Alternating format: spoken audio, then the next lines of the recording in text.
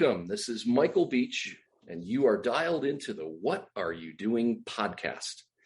This is the show for thought leaders who are investing in the next generation of leadership for their organization. We're also the show for emerging leaders who want to become that next generation of great leaders. Together, we can develop leaders who will in turn develop more leaders and make a difference in our economy and around the world.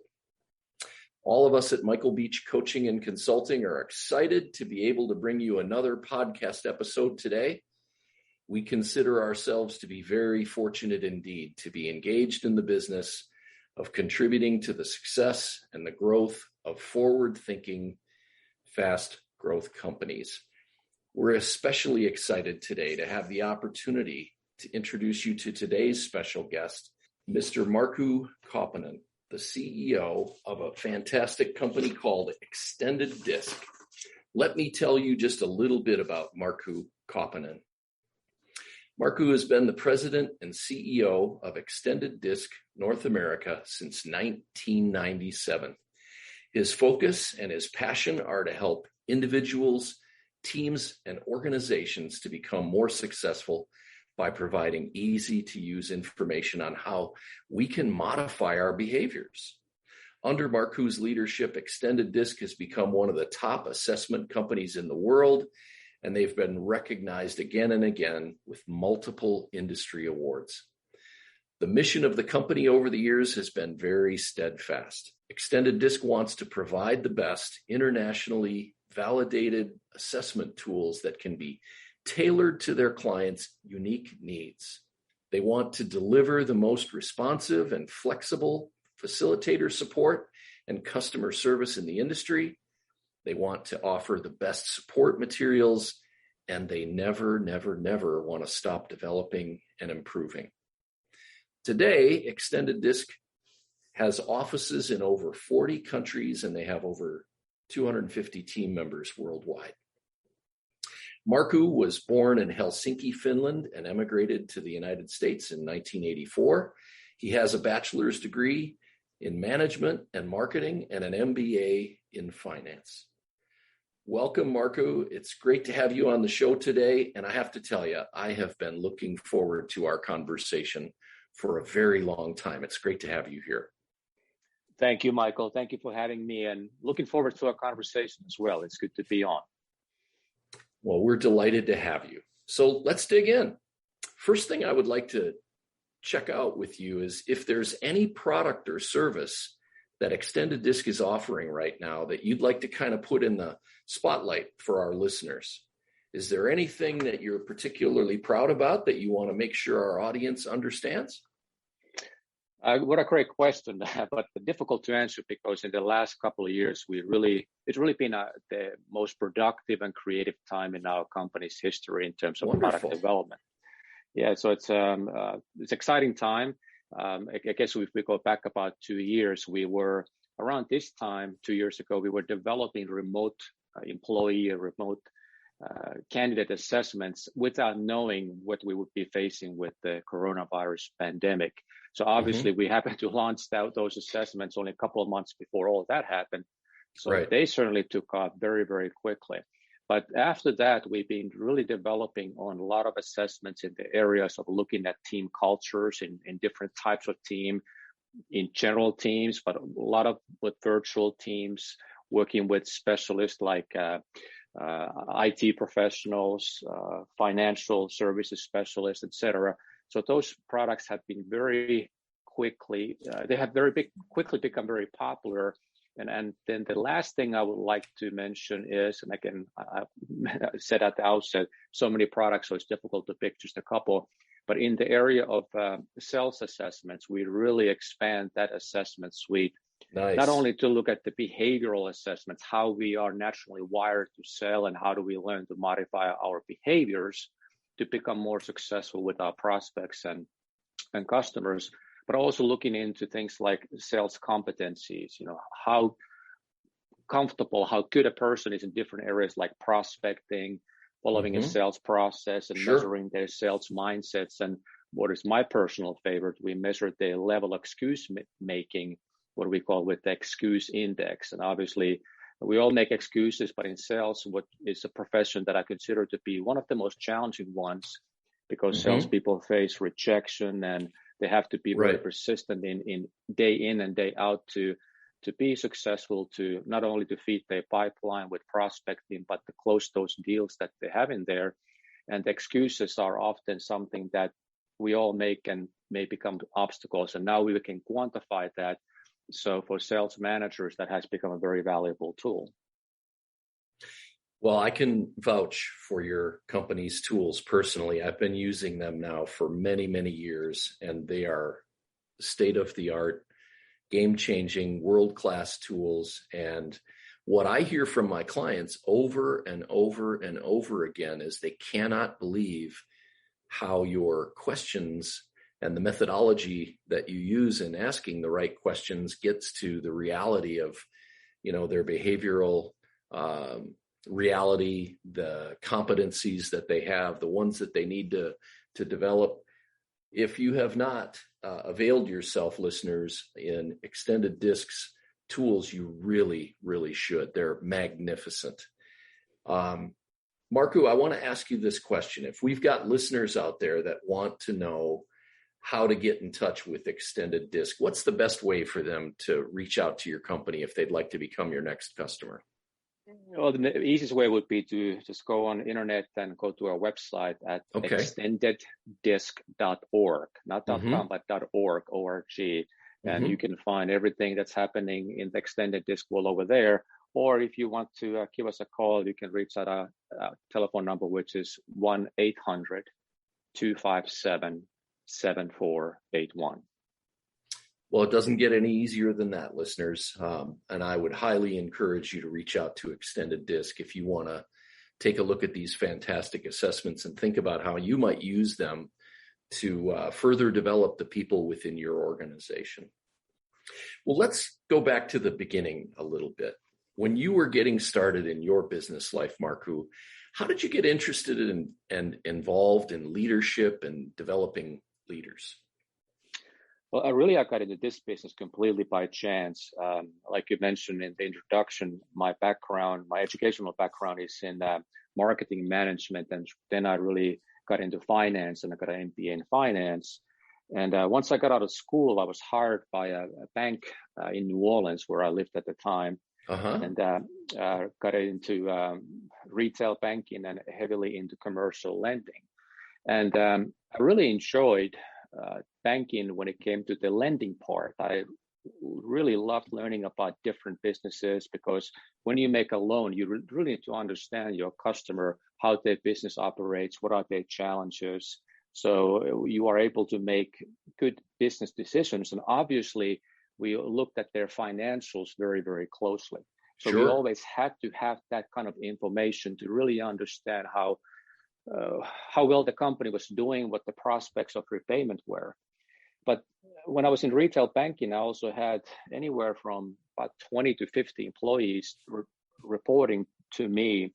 And I really struggled with the people management, the leadership part, because I was certain I must have missed some very important classes in university, because nowhere I had any kind of a good education about how to be an effective leader. And I felt that I was spending about 30% of my time with these people issues.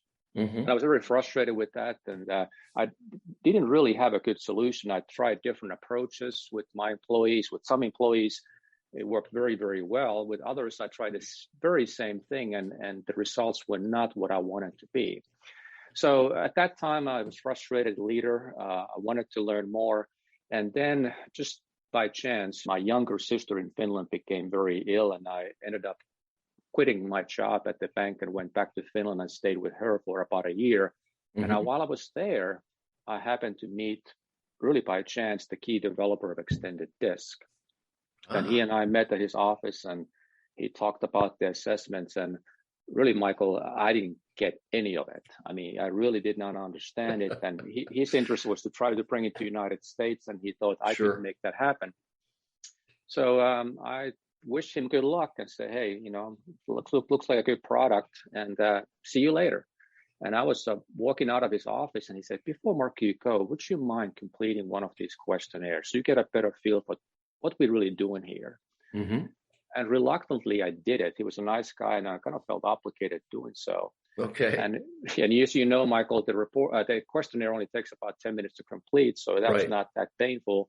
And then he gave me my report, and I didn't even look at it for a couple of days. And when I finally looked at it, then I realized that, hey, this is the information that I needed to have about my employees who are at the bank. If I had this kind of information, like I had financial information about my clients, I could make better decisions about how to modify my behavior. And then it clicked. And I started Extended Disc in 1997 here in the United States, and very quickly learned that there was a hunger for this type of information at two levels. One is everybody wants to know really who they are. They want to understand, how do I create this confident self-awareness so I can become more successful, whether I'm a leader, I'm a salesperson, in my personal life. It doesn't matter. We want to become more successful and have a more fulfilling life.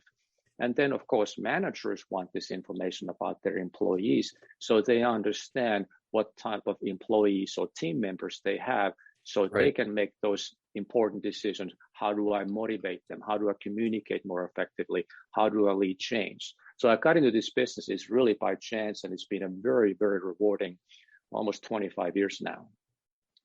What a terrific story. Your reaction, by the way, when you got your report and finally looked at it, sounds so similar to the reactions of so many of my clients when they first take these extended disc behavior assessments. They're not really sure what to expect most of the time. Some of them have taken something similar before, or they've taken a Myers-Briggs or a predictive index assessment, but they're shocked by how accurate it is.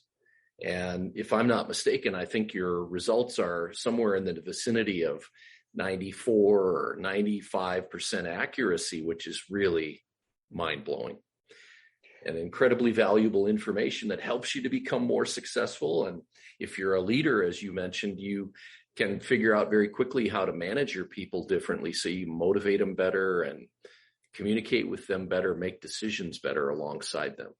Yeah, and the idea really is that the assessment results really is the starting point. Right. Knowing who I am, it's interesting and sometimes even entertaining to find out. Mm-hmm. And hopefully people, when they get the results, and that's really our goal, is that they find out things about themselves that they did not know before. Those blind spots that are typically the things that hold us back the greatest amount when it comes to our performance and even our in happiness in many ways, because if we don't really understand who we are, it's really difficult to accept life in life's terms sometimes. But really what we are trying to accomplish is that if I know who I am, I really need to go beyond that. How do I begin to identify how people are different, whether they're my employees or customers or people in my personal life, and then knowing who I am and pretty good understanding who the other person is, how do I modify my behavior? And by that, I mean, how do I adjust my communication style? How do I influence them? How do I motivate them? And that's where the value is really created, making those behavioral changes.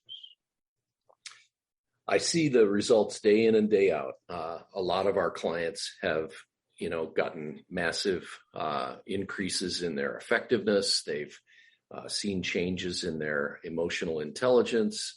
They've seen an increase in their ability to make decisions more quickly if they're too slow to make decisions, or more slowly if they've been rushing decisions. Your assessments really provide people with a great opportunity to modify their behavior, as you said. Very cool. Markku, I'm interested in your influences when you were coming up as a younger man. Did you have any leadership mentors along the way who made a big impression upon you or made a big investment in you? Oh, there's been so many people that have helped me along the way, starting when I was in a school as a student. A lot of professors really had a great influence. When I was working at the bank, I had a couple of people that I'm thinking about right now they really helped me learn some important lessons. And really where I've been very, very fortunate is that in our business, we really work with consultants, executive coaches, trainers, facilitators, whether they have their own organizations or they are working for a larger organization. And these are people who are really passionate about helping others to become more successful. And when I think about all the people I met, from Paul Hershey's to my good friend Marshall Goldsmith, who has been so generous with his time and his advice, and countless others, I've learned so much. But Marshall is the person that really, if I had to pick one, Marshall Goldsmith is the one that has had the biggest impact, because he really is very focused on about what he does and what he doesn't do. And he's really about the behavioral change to help leaders to become more successful. And just the conversation he and I have had with our walks and telephone conversations, and just reading his books and listening to his podcast and keynote speeches, I've learned a lot, and I use those things that I've learned from him every day. Well, I'm not surprised that he's had a terrific impact on your life, Markku. He's a terrific author, an amazing executive coach, and if I'm not mistaken, I think he's an educator. He's a professor at Dartmouth University, and I just want to encourage all of you listeners, if you're not familiar with Marshall Goldsmith, you need to check out his work. You'll be very glad that you did. He's written some fantastic books and just contributed a lot to leadership science over the years. Markku, do you have any books that you've read that you feel are really great business books or great leadership books that you'd recommend? Well, I would go back to Marshall's work, and my favorite is "What Got You Here Won't Get You There," because it talks about a topic that is close to my heart. If I don't make changes about who I am today, it's really not going to help me succeed tomorrow and in the future. We always need to think about how I can develop, and that book really talks about very specific things that we need to do. And I also like his book, Triggers, which is really easy to, the concept is very easy, how you can modify your behavior. It doesn't matter what it is, if you want to exercise more, if you want to eat healthier, or if you want to be a better leader. He has a model that is very simple. Now, to put it into practice and actually doing it, it's not as easy. Of course, knowing doesn't equal doing, but the doing part is the one, if you put it into action, you're going to see some fantastic results very quickly. You just need to be consistent with it and do it every day. Doesn't take a lot of time. And from a personal experience, I can share with you, Michael, that it works. Well, those are definitely two bestsellers and two really fantastic books that Mr. Goldsmith wrote. I love the idea that each of us can become the person that we want to be. And all we have to do along the way is to change our behavior a little bit. But the thing that's really powerful about those two books that you recommended is that they both not only tell you that you need to change your behavior, but they tell you why, and they show you how to do it. And along the way, you can control yourself better and position yourself for more success. Very cool. Thanks for your recommendation, Markku. You're welcome. I have to imagine that you invest in yourself to continue to raise the level of your leadership game. Can you tell our audience a little bit, Markku, about what you might be doing to develop and grow these days? What's going on right now with Markku Kauppinen? Well, obviously you want to read, you want to remain current with what's happening, not only in the world, but what's happening in the industry. But reading, and really what I find the most valuable is listening to people, all types of people, because every person has a story. And sometimes we are really, and I certainly do this all the time, I'm a little bit too quick to judge sometimes. But I'm really trying to change the judgment to being curious, asking questions. And if you ask questions and you build that rapport with people, they tell their story, and you can really, really learn a lot from others. And Sure. sometimes those lessons may take a little while to learn, but if you are open-minded and you remain present, mindfulness is so important. You can learn a lot. Another thing is that I really have begun to pay more attention to is remaining physically in a good shape, to eat well, exercise, and sleep well. I just find that I'm so much better at every part of my life if I take care of those things. It's sometimes it's easy to overlook them, and we maybe don't eat as well as we should. Right. But when I take care of those kind of things, I can find myself to be much more productive and being able to be present, be able to focus on things, and really realizing that the only thing I can do is to be present and focus on what's happening right now. And I'm certain that getting older has had a huge impact on that. Sure. When we get older, we have to be more mindful of taking care of our physical health. And right. I recommend that to whether you're getting older or still young, pay attention to that. That will help you in every part of your life. Well, I applaud your approach. What you just talked to our listeners about seems like a formula for success. Every single point of it, reading, listening to people, keeping an open mind, not being judgmental, rather choosing to be curious about people and learning from your mistakes, and maybe most importantly, making sure you can be in the game for the long haul by taking good care of yourself physically. Terrific Absolutely. Approach. What's the greatest leadership advice that you believe you've ever been given? I don't think this advice has been given by anybody in particular, but I've learned it by being in this business. And okay. We are in the business of helping people to modify their behavior. And really the bottom line is that the only thing we can control is our own behavior. Mm-hmm. I cannot control, have children. I'm very unsuccessful in modifying their behavior. Only thing I can do is modify my behavior, try to be the best parent that I can be. And when I do pay very close attention, how do I communicate with different people, and always being mindful that that's the only thing I can really have true control over, what I do and how do I react to things. That has really helped me so many. It helps me every day. It already has helped me this morning, and it will continue to help me throughout the day. And it's something that obviously is very simple to think about. Hey, I can only control my behavior.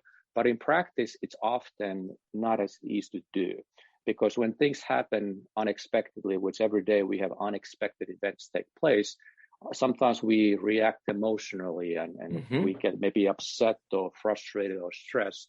And by the way, these, what I call strong emotions, they're really the biggest enemy of behavioral modification. If you think about it, when you get mad, whether it's a coworker or a family member, we really become our worst. We begin to completely revert to our natural behavioral style that often is not the best way, and we tend to bring the negative behavioral traits that we possess. So if you just remain mindful and sometimes even slow down a little bit and think about what is the best way to react, what is the best way to communicate now, what should I do at this moment to become more productive, become more of a contributor to this situation. When we make those kind of decisions and learn from the mistakes we make along the way, you can really elevate your performance and also elevate your personal happiness, because when we do those things and we see the results it has, not only our own results, but on the reactions of other people, it's very fulfilling and rewarding. I think you're absolutely right. In my career, I've noticed that too many people, too often, are focused on the circumstances that are going on around them, and especially if there's any adversity involved. And when human beings run into adversity and change, sometimes we get uptight, we get emotional, as you mentioned, and then we don't react very well. And I think what you're espousing is, if we really want to be at our best, we got to remember it's pretty simple. We can't control the circumstances in our life. We can't control whether we're going to face adversity or not. The one thing we can control is, how am I going to react to it? How am I going to behave? What choices will I make, and how will I communicate them? Absolutely. Great lesson. And things happen all the time, and we mistakenly sometimes think we can do something about what's happening. Usually we cannot do anything about what's happening. We only can control how, like you said, Michael, how do we react to it, and how do I actually behave? And that behave is a very broad term. How do I communicate? How do I interact with others? When we maintain our focus on that and not what's external and something that we have absolutely no control over it, we can really actually not only be more successful, but make peace with the fact what's happening. I'm doing my best. At least what I think right now is the best course of action. And when I focus on that and then reflect back what I did, what happened, is there anything that I could have learned from that and carry that new knowledge forward when next time something happens that may be challenging or frustrating or just gets up all worked up, then we can make those changes and life becomes easier. It's certainly been my experience. I try to remind myself every day that I can control what I bring to the game today. I have to show up and I have to be prepared to do my best all the time and to be thinking about what's the best way for me to react, what's the best way for me to behave, what are the best choices I can make. And if I do that myself and I do everything I can to try to bring out the same in others, I'm off to a pretty good start. And it usually works out pretty well. Markku, I would love it if you could tell our audience about the accomplishment in your life or in your long, successful career that maybe brings you the most pride, makes you the most proud. Would you share that with us? Sure. And of course, I'm speaking only professionally. Personally, of course, it's my family. But professionally, like I shared, I came from a background in financial service industry. I was in banking. And like I just shared, when I first learned about the assessment tools, I simply didn't understand it. I did not see the value. But once I did, in 97, when I started the North American operations, I didn't know anything about the industry and I didn't know anybody. And I literally started the business by investing $7 on used office furniture, fax machine, and a computer, and started from a small living room. And just by sheer will and persistence, the business began to grow. Of course, when you do something like that, you need a really good product. And I believed in a product and quickly saw from our clients that they really valued the product, and that made it a lot easier. But just by building the business from nothing to what it is today, with the help of a great team that we have, and they really deserve all the credit. I just been persistent enough to stay in the game for a long time, but I have a great team of developers, customer service team, our coaches. We have a really good team in place, and every day they come to work committed to helping our clients and helping others to become more successful in their professional and personal lives. When I come to work every morning, I'm very happy. It's not like I'm coming to a job. I'm coming to something where we all feel that we are helping others and making their lives better. And hopefully, when we put all of that together, we are making a world just a little bit of a better place. Well, you run a terrific business that changes the lives of thousands of people, probably almost every day. I can tell you personally, in the last decade or so that I've been using your assessments with every one of my clients, it's the first thing we do. We don't do anything else before we give our clients an extended disc behavioral assessment. And we talk about the assessment at length for hours. And it gives us strategies that our clients can use to get to success faster, to feel more confident about themselves, to be clearer in their heads about where they're going and how they're going to get there. And I'm just delighted for you, Markku. What a fantastic American success story. You started your business back in 1997, and it's just become something really magnificent that you can be very proud of. Cool. Well, thank you, Michael. That's very kind of you. What's led to you investing so much of your time and energy, Markku, in the effort to develop other people as great leaders? Well, it really is what you just said. You shared how the tool is making an impact in your clients' lives. And we get that kind of feedback every day, whether it's with phone conversation, Zoom calls, or emails. It is wonderful to hear from people all around the world every day that we are making their lives better. It's extremely rewarding, and not only in their professional lives, but I hear people tell us and tell me how it has made them a better friend or a better spouse or a better parent. And when you really listen to them and think about, hey, this really helps somebody at a very personal level, I can't think of much more rewarding thing to hear from somebody, and to have that happen every single day. I'm very blessed with being able to do what I do, and have just a great team, and be able to work with a wonderful group of clients. You know, there are thousands of them, but all of them are passionate about helping others and making some kind of impact in individuals' lives and the success of their teams and their organizations. It's really, when I think about it, it's actually quite overwhelming. Well, hallelujah. I mean, I'm going to give you an amen to that. Like you, love being able to help emerging leaders to learn to control their emotions and their choices and their behaviors as they're on their journey towards greater success and executive presence. And it is tremendously rewarding work. Our listeners know, Markku, that I have a keen passion for music, and I love asking my guests about their musical tastes. Do you have a favorite band or a favorite artist? Well, I'm a big music fan as well. It's always played an important part in my life, and I even try to play drums. Actually, I have to sell my drums a couple of weeks ago because I got 2 new puppies, and apparently dogs and drums don't go together very well. They just went crazy. But I'm dating myself with a lot of the music that I like. It's really heavily guitar based. Bands like AC/DC, Guns N' Roses.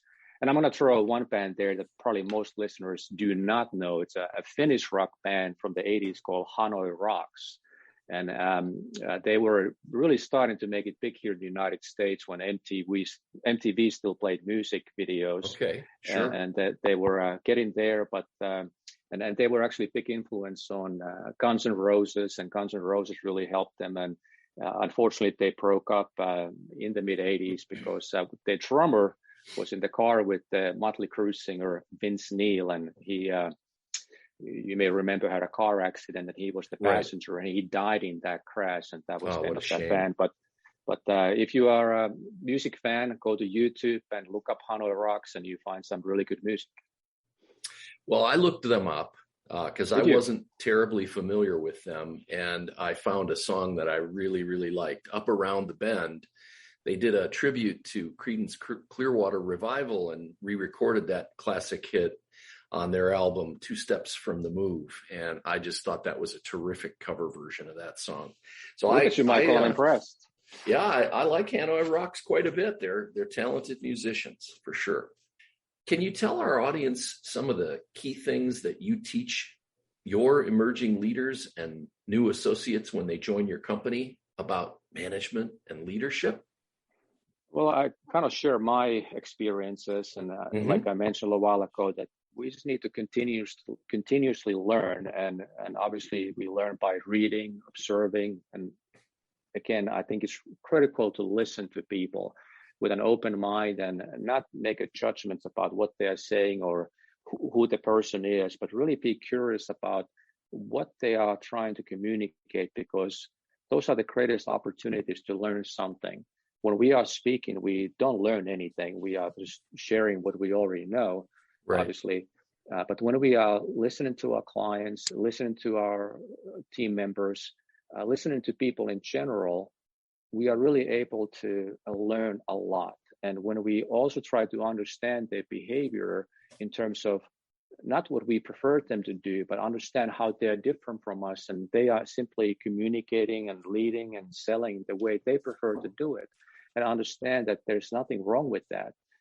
This is different from us, and we can learn to appreciate those differences. And again, focusing on the only thing we can do, controlling our own behavior, how we react to it, and how do we make each interaction as productive and rewarding as possible. So very true. And, great advice. Your emerging leaders and new employees have an absolutely great example to follow in you. Markku, are your tools used to help companies to develop strong teamwork and collaboration around the world? Oh, yeah, absolutely, Michael. The team applications have really always been kind of the foundation of our tools. When we introduced the tools to the United States, we were the first one to have different types of team assessments. And the way they work is that once individuals complete their own individual questionnaires, we can take all of that data and create these what we call team reports. And there are many, many different kinds of those.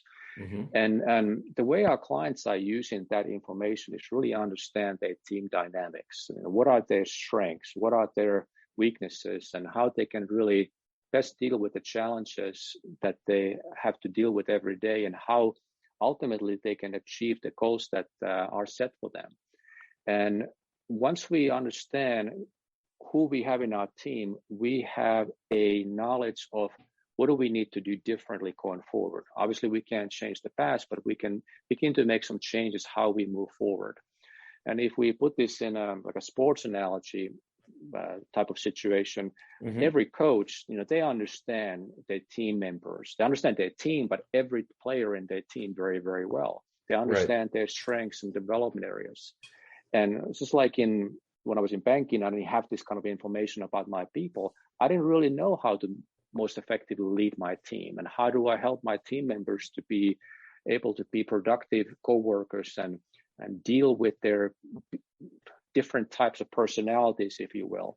Mm-hmm. So the team assessment report puts all that into context of different behavioral styles, not to make any judgments about people being better or worse or giving them any kind of a grade. It just simply provides a safe framework to understand how they are different.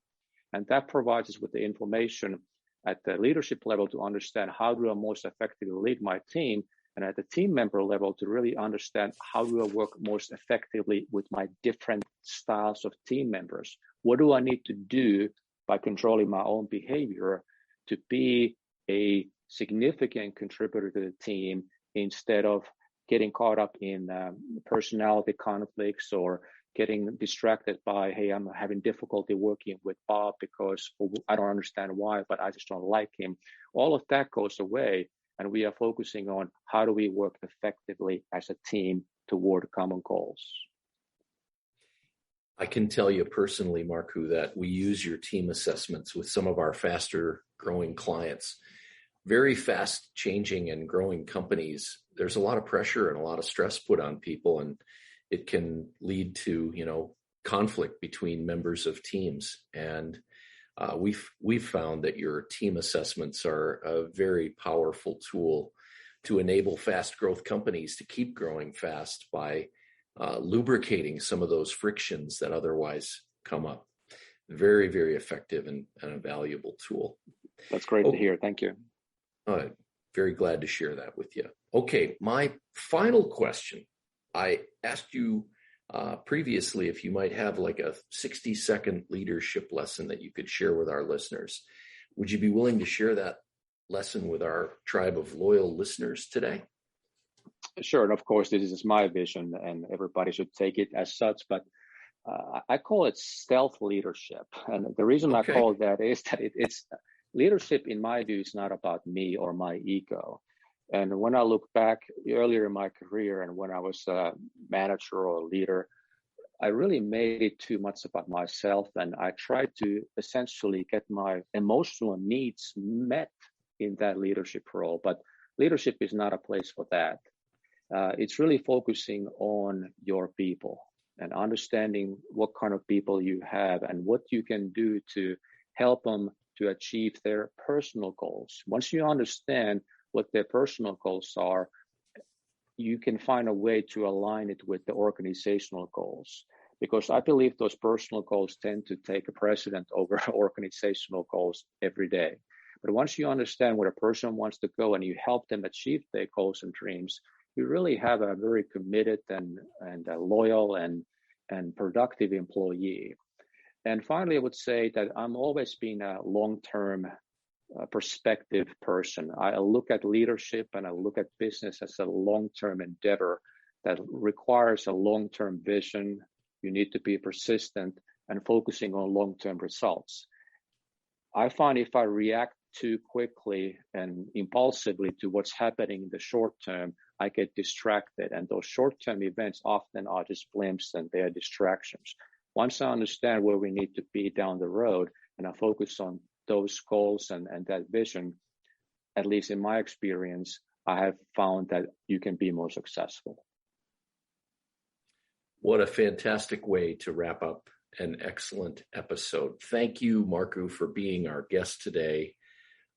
It's really been a pleasure to have this conversation with you. Thank you so much for joining us. You're very welcome, Michael, and thank you so much for having me. I had a lot of fun, and it was fun to have this conversation with you. Well, I am delighted. Well, that's our episode for today, leaders. We want to thank our special guest, Markku Kauppinen from Extended Disc, for contributing his time and energy and for sharing some really terrific stories with our What Are You Doing listeners today. We appreciate those contributions to our program and to our listeners' ongoing success. We hope you'll come back one day, Markku, and visit us again for another episode. Our next episode will be released in a few weeks, and we will feature yet another great leader with lessons about how to develop leadership in others and how to develop leadership in yourself. We'll see you next time, listeners. Thank you so much for dialing into the What Are You Doing podcast. See you next time.